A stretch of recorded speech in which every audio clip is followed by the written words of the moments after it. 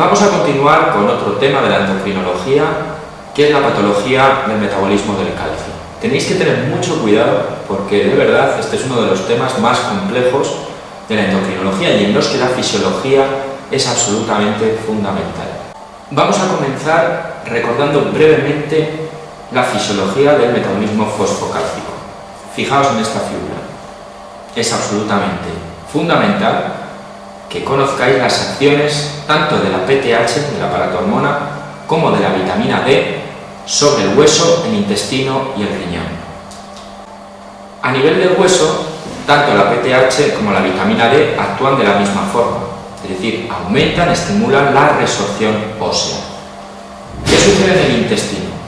En el intestino solamente presenta acciones la vitamina D, que aumenta la reabsorción tanto de calcio como de fósforo.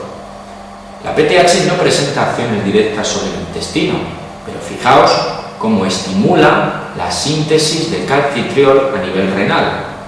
Luego, de manera indirecta, al aumentar la síntesis de vitamina D, también favorecería ese aumento de reabsorción de calcio y fósforo en el intestino. Entonces, ¿dónde se encuentra la diferencia de estas hormonas? Pues en sus acciones sobre el riñón. La paratormona lo que produce en el riñón es un aumento de la reabsorción de calcio, pero, cuidado, disminuye la de fósforo, luego induce la aparición de hipofosfatemia, favorece la eliminación de fósforo por la orina. Mientras que la vitamina D sobre el riñón lo que realiza es un aumento de reabsorción tanto de calcio como de fósforo. Efectivamente, la vitamina D no presenta acciones fosfatúricas. Pues bien, una vez conocida la fisiología, vamos a comenzar con la primera patología que vamos a tratar, que es la hipercalcemia.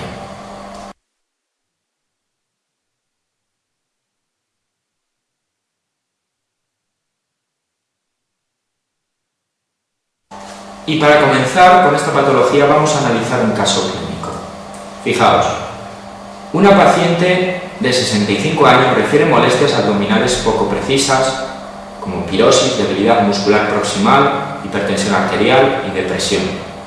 Hace 3 años eliminó varios cálculos urinarios de oxalato cálcico, aunque sabe que aún tiene alguno en el riñón derecho, y en la analítica lo que se objetiva es un calcio de 11 miligramos por decilitro, es decir, se encuentra elevado, y un fósforo de 2 miligramos decilitro, se encuentra disminuido. ¿Qué pruebas solicitaría en esta paciente?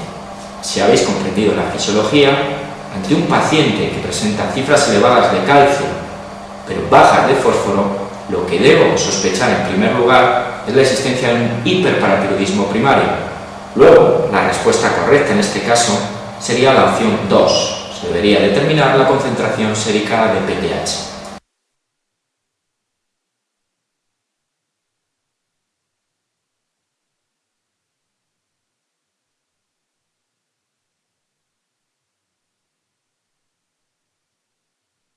Lo primero que tenéis que conocer de la hipercalcemia es su etiología, es decir, la causa más frecuente de hipercalcemia en un paciente no ingresado es el hiperparatiroidismo primario. Pues bien, en el 90% de los casos de hiperparatiroidismos primarios aislados, los que aparecen en población general, se deben a la existencia de un adenoma, mientras que únicamente el 10% son debidos a la existencia de una hiperplasia paratiroidea. Recordad que en las neoplasias endocrinas múltiples esa prevalencia se invierte, el 90% es debido a hiperplasias y el 10% a adenomas. Por otro lado, mucho cuidado, la causa más frecuente de hipercalcemia en pacientes ingresados son las neoplasias. También tenéis que recordar las manifestaciones clínicas del hiperparatiroidismo primario. Bien, son muy sencillas porque la mayoría de los pacientes se encuentran asintomáticos y es un hecho muy característico. Entonces, ¿cómo se diagnostica a un paciente de un hiperparatiroidismo primario?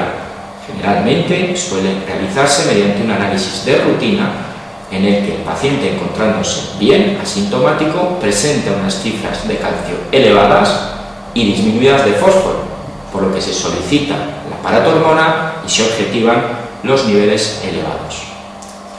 Muy bien, pues una vez que se ha realizado el diagnóstico de hiperparatiroidismo primario, Para establecer qué manejo es el apropiado en este tipo de pacientes, tenéis que conocer de forma obligatoria cuáles son los criterios quirúrgicos en esta patología.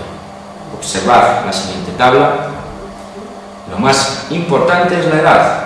Aquellos pacientes que presentan un hiperparatiroidismo primario por debajo de 50 años tienen criterio de cirugía. ¿Qué sucede en los pacientes que en el momento del diagnóstico presentan una edad superior a 50 años? Pues que tienen que cumplir alguno de los siguientes criterios. El primero sería presentar una cifra de calcio sérico 1 miligramo por encima de los límites normales de calcio. En segundo lugar, evidentemente, si el paciente ha presentado en historia un episodio de hipercalcemia grave. En tercer lugar, la existencia de una reducción en el aclaramiento de creatinina superior al 30%. En cuarto lugar, la existencia de nefrolitiasis o cálculos al realizar una radiografía o una ecografía. En quinto lugar, el presentar una calciuria superior a 400 miligramos al día. Y por último, presentar en la densitometría ósea hallazgos compatibles con osteoporosis.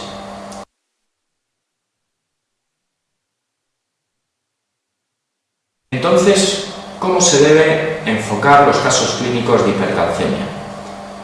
Fijaos en la siguiente figura. En primer lugar, tenemos un paciente con cifras de calcio elevadas. Nos tendremos que fijar en cómo son las cifras de fósforo. Por un lado, si el paciente con calcio elevado tiene fósforo normal o bajo, nos orientará hacia un hiperparatiroidismo primario, por lo que se debe solicitar la paratormona.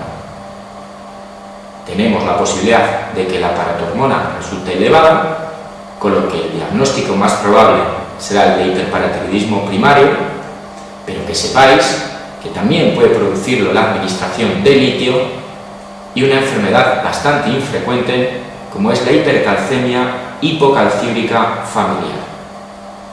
Si por el contrario el paciente tiene la PTH disminuida, lo más normal es que tenga un síndrome paraneoplásico por secreción de PTH-RP, que es un péptido similar en cuanto a las acciones a la PTH endógena y que característicamente lo secretan los carcinomas epidermoides.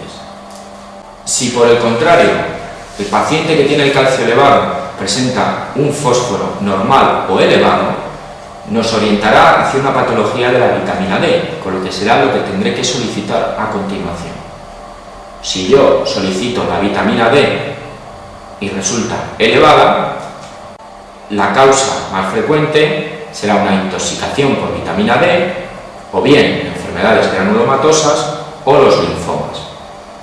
Si por el contrario yo solicito la vitamina D y se encuentra disminuida, en este caso las causas más frecuentes serán el exceso de vitamina A, las metástasis osteolíticas, el hipertiroidismo o el hiperparatiroidismo secundario o terciario en el contexto de una insuficiencia renal crónica.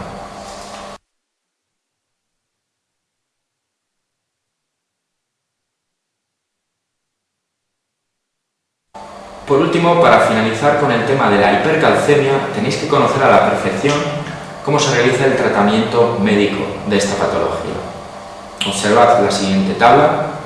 En primer lugar, la medida más importante con diferencia es la hidratación. Hidratación del paciente que se realiza mediante la administración de suero salino fisiológico en cantidades elevadas, en torno a 3-4 litros al día. Otra medida terapéutica de gran importancia sería la administración de furosemida. La furosemida, los diuréticos de ASA, lo que ayudan es a eliminar ese calcio por la orina. Lo que es muy importante es que se deben administrar pasados en torno a 48 horas después de rehidratar al paciente, ya que debéis conocer que la hipercalcemia produce poliuria y por lo tanto los pacientes pueden encontrarse deshidratados de entrada. En tercer lugar, figura la calcitonina, que es un fármaco que se emplea bastante poco, porque el efecto dura aproximadamente 2-3 días y posteriormente desaparece. En cuarto lugar, encontráis a la hemodiálisis, la diálisis, que se encontrará indicada en pacientes con hipercalcemia muy grave, en los que además asocian insuficiencia renal crónica. Posteriormente figuran los bifosfonatos. Los bifosfonatos son unos fármacos que se emplean de forma muy habitual por vía intravenosa, y simplemente recordaros que las hipercalcemias tumorales por metástasis osteolíticas, el fármaco de elección es el ácido zoledrónico. Los glucocorticoides merecen una mención especial porque, si observáis, comienzan a actuar en torno al tercer-quinto día después de su administración. Y mucho cuidado, los glucocorticoides solo son útiles en aquellas hipercalcemias que están mediadas bien por metástasis tumorales o bien mediadas por vitamina D. Nunca se deben dar glucocorticoides en pacientes con hipercalcemias graves por un hiperparatiroidismo primario. Por último, comentaros que tanto la plicamicina como el fosfato oral prácticamente hoy están en desuso y nunca se emplean.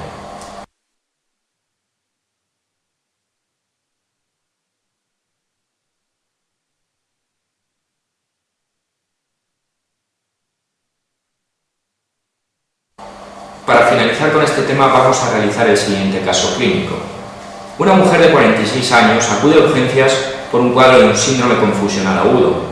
Fue diagnosticada hace 3 años de un cáncer de mama y en la última revisión se solicitó una gamografía ósea, cuyo resultado está pendiente de recibir.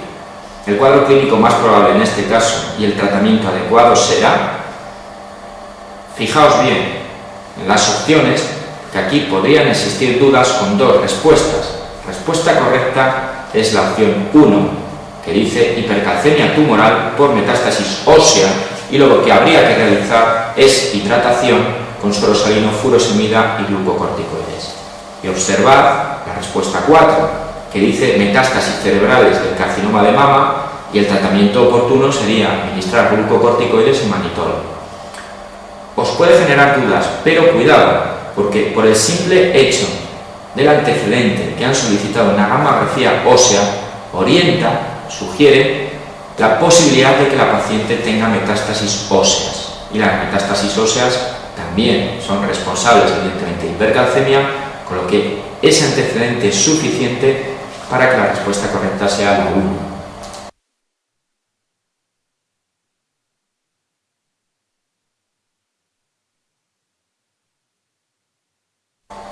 Un tema mucho más infrecuente, menos importante, pero que por supuesto conviene estudiar también, es el de las hipocalcemias.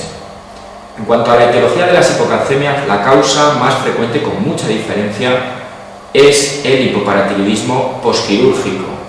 Ojo, hipoparatiroidismo posquirúrgico, casi siempre en relación con una tiroidectomía total.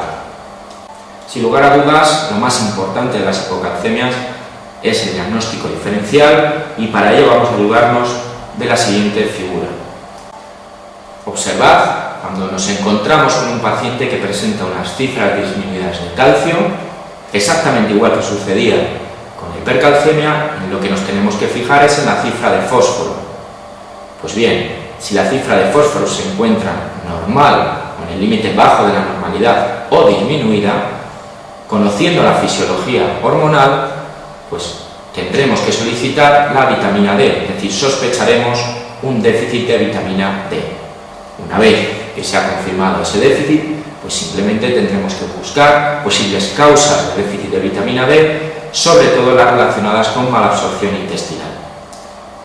Si por el contrario, al solicitar el fósforo, observamos que sus cifras se encuentran normales o en el límite superior de la normalidad o incluso elevadas, lo que deberemos solicitar serán las cifras de paratormón.